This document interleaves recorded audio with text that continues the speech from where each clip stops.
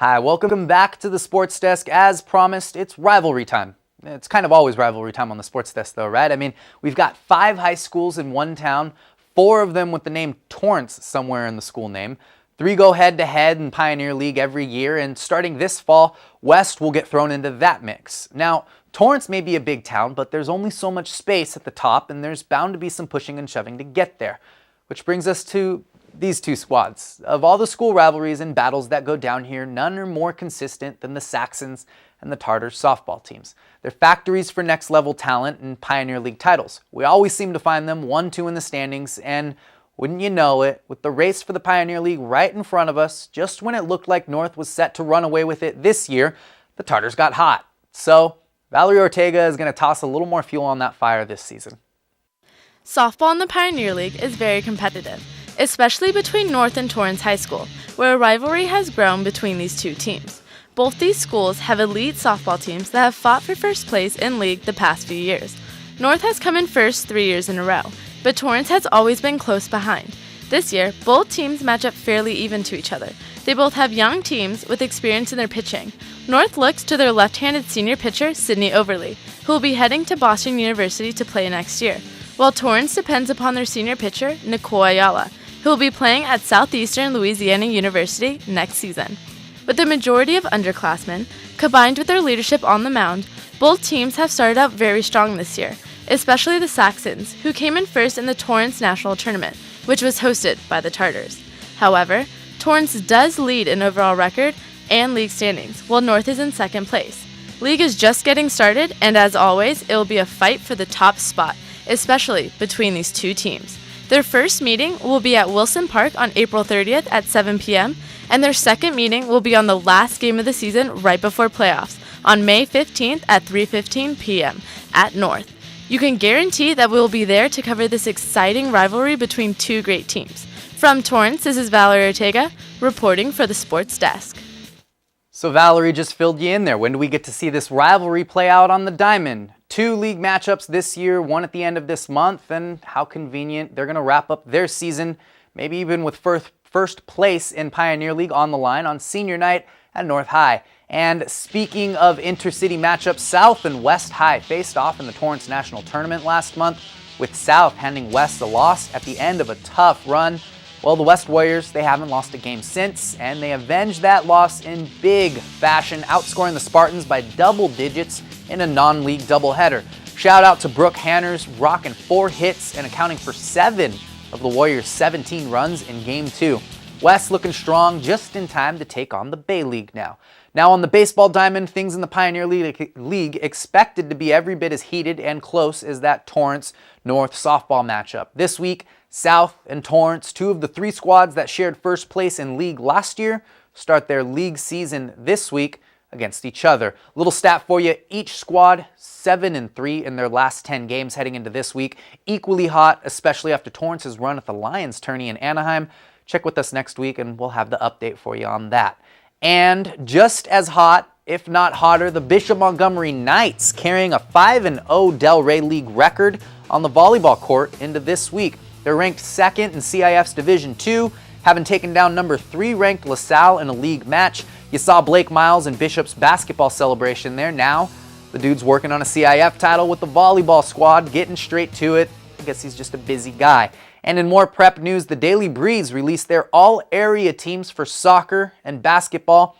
West Chidera Acobuilo earned Player of the Year honors in girls soccer, and first-year coach Liz Kitsios over at South was named Coach of the Year, topping the list from the pitch. Of course, nothing on this list much of a surprise, having 2 squads appear in the CIF semifinals, one of those being the eventual league champs, South High. 6 first-team members coming out of Torrance schools and 5 second-team honorees. We spent a lot of time talking about the freshman sensation Claire Grauwinkle this winter.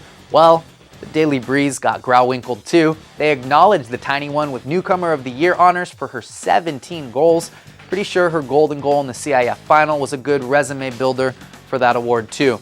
And the ladies on the hardwood now turning some heads of their own. Another 8 athletes recognized from Bishop, West, and North High. Janelle Odionu, you saw her talking about her short stay here at Bishop Montgomery, a CIF championship and Newcomer of the Year honors. not a horrible way to spend your one and only basketball season in Torrance. Okay, everybody, we got another one. Stick around. One more break on the day. The Warriors, no stranger to volleyball success, but you might be a little surprised to learn they're actually celebrating a first at Elko this spring.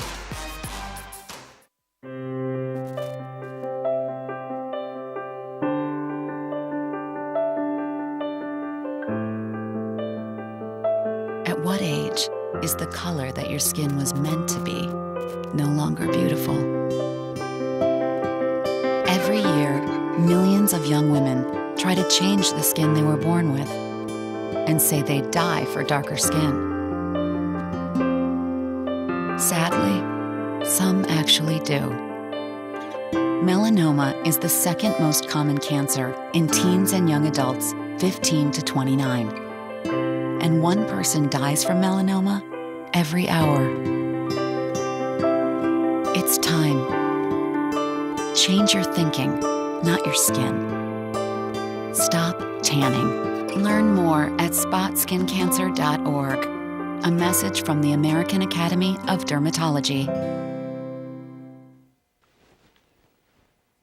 Hi, welcome back to the Sports Desk. Time for some El Camino Warriors news, and I'll tell you, when I learned a couple weeks ago the Warriors were in position to lock up their first ever conference title, I was a tad confused. I mean, Elko makes volleyball headlines all the time.